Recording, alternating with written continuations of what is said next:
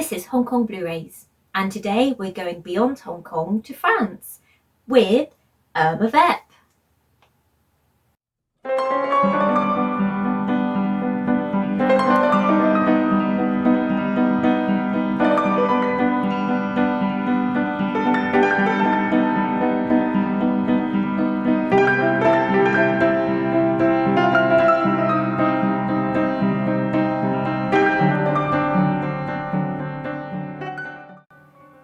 Welcome to HKB, I'm Leon. I'm Shaz. So, Irma Vep, Maggie Cheung. This release is an Arrow Academy release, which we picked up in the most recent Arrow video sale. And yeah, this is a completely different film for Maggie Cheung. I kind of always wanted to see this. I remember buying a VHS of this for my friend Alex Edinburgh. Shout out Alex. Which I'm not sure if I ever watched it with him. If I did, it was probably after downing many beers and very late at night, and hence no recollection of it. Let me know if that's true or not, Alex, if you're watching this. But yeah, when we saw this in the sale, you had an interest and you thought, oh, this is something different. Yeah. A French film with Maggie Cheung in. What's she going to be like in that? So lo and behold, we have a copy of Irma Vep, and it's an interesting piece, and it also taught us a little more about Maggie Cheung, you know, watching the extras and finding out different languages she could speak and so on and so forth. Yeah, absolutely. So what do you think, Shaz? I enjoyed the film. I did find it maybe a little confusing. I think though, you know, on a second viewing, probably gather it a bit more, you know. I found it's a really interesting look at behind the scenes. So the film is about a French film being remade. So a film called The Vampires from 1915 being remade at the time that this film was made. And Maggie Cheung is brought over from Hong Kong to be sort of the main star of this remake. And so it's not really about the film itself, it's about what goes on in making the film. So it's all the behind the scenes, you know, with the people that work on the film, with the director, you know, and it was interesting. They're quite comical too. Yeah. And I think it was a bit out of our comfort zone of what we normally watch, but I think sometimes it's good to see something a little different, isn't it? Yeah, it was certainly different, and the director, Olivier Assayas, he actually ended up marrying Maggie Cheung. Yes. Which was quite interesting. So obviously, you know, they must have developed a relationship at the time of making this film.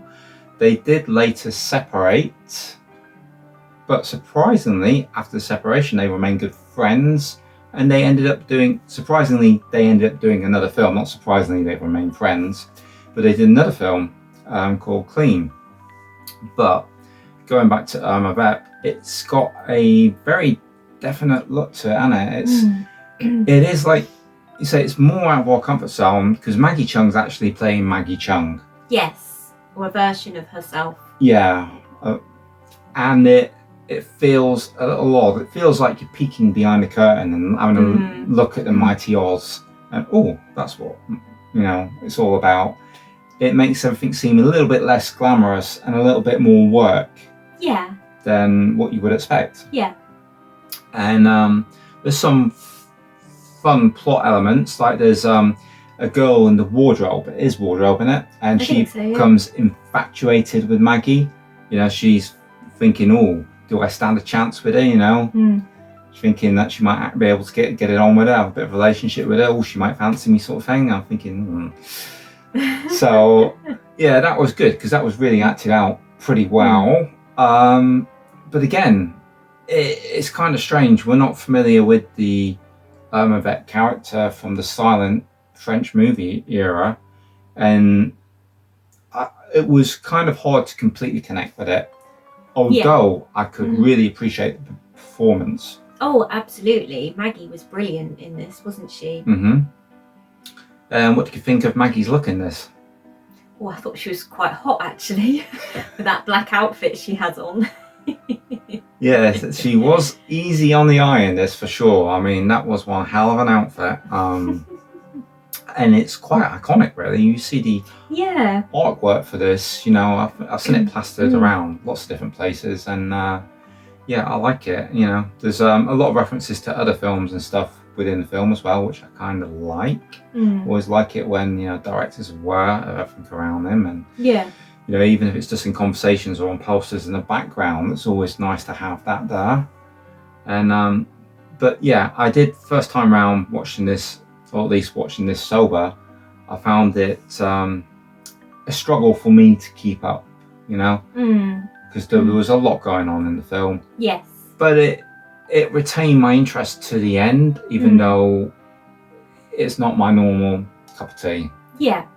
To be fair. You can appreciate it. Yeah, I definitely felt like I appreciated it. It was an interesting project.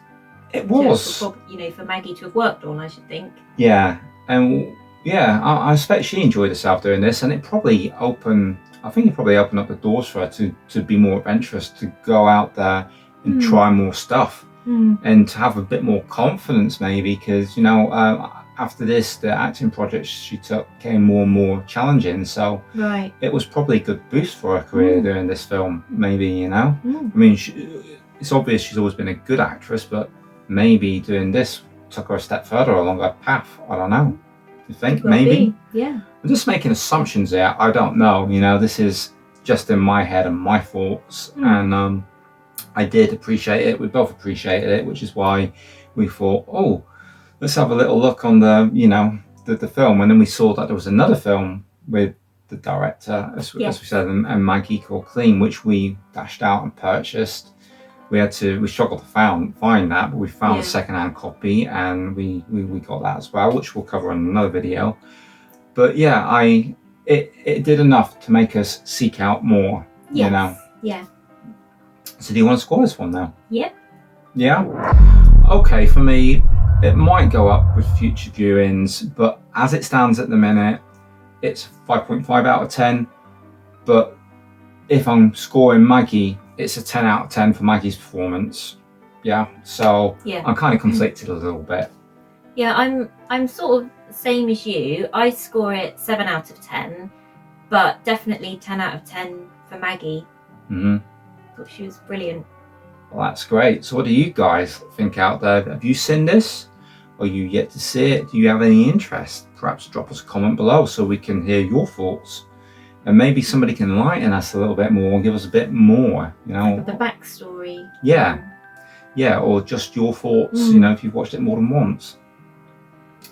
And interesting factoid, guys, there is going to be a Irma Vep TV series released by HBO. In fact, I think it's out now at the time this episode's going to go up. Yeah. And that is also directed by Olivier Assayas. And it has from the last Tomb Raider film, Alicia Vikander. I think that's what she's called, or Vikander. I'm not sure how you pronounce that name, so apologies if I get it wrong. But yeah, the trailer for that looks really intriguing. It looks really good, like he's updated it and been able to go a bit more in depth into the subject matter. Yeah, I mean, like you say, from the trailer, I could identify in that trailer sections from the film. So it looks like maybe it's you know, pretty much covering the same bits, but this is a series, I think it said, of like 8 episodes. Yeah. So I don't know how long each episode is going to be, maybe 40 minutes, an hour, so it's going to be a lot more in depth than the film. Yeah. But I wouldn't mind seeing the series at some point when we can get around to it. Yes, we would like to see that series. Yeah, it's definitely piqued our interest for that.